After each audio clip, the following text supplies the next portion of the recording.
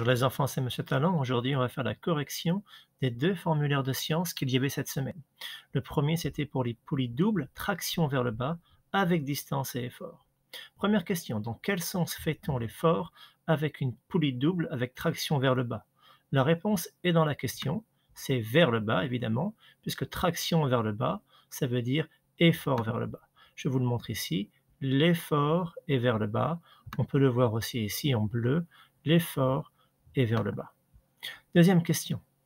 Une poulie double avec traction vers le bas donne-t-elle un avantage directionnel?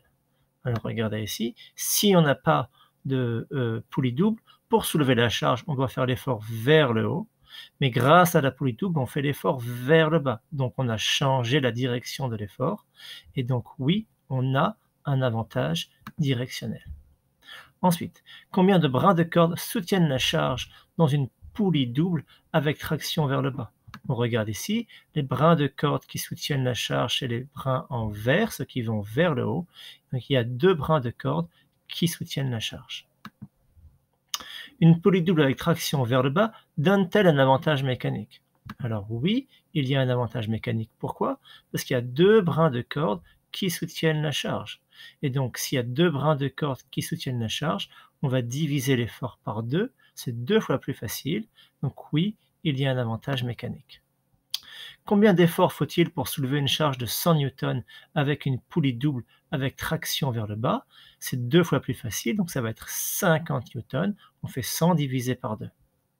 Pour soulever une charge sur 5 mètres avec une poulie double avec traction vers le bas, sur quelle distance faut-il tirer la corde?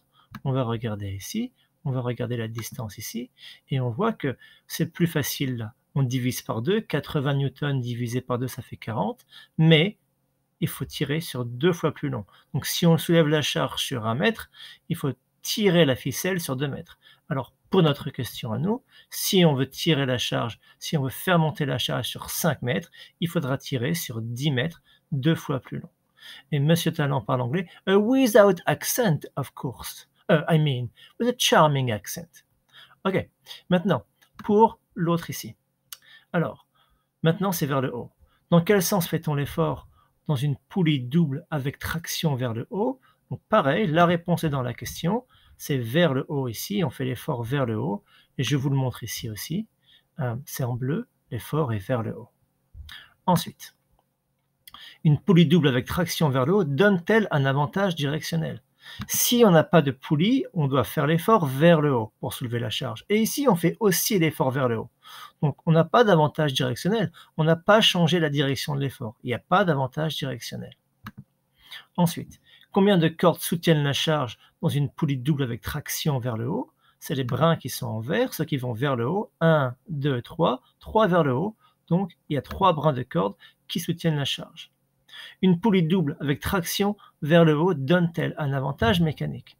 Eh oui, il y a 3 brins de corde qui soutiennent la charge, ça va être 3 fois plus facile de soulever la charge, donc oui, c'est plus facile, il y a un avantage mécanique. Combien d'efforts faut-il pour soulever une charge de 300 newtons avec une poulie double avec traction vers le haut? Comme c'est 3 fois plus facile, il faut faire 300 divisé par 3, parce qu'il y a 3 brins de corde qui soutiennent, et ça fait donc 100 newtons ici. Pour soulever une charge sur 10 mètres avec une poulie double avec traction vers le haut, sur quelle distance faut-il tirer la corde?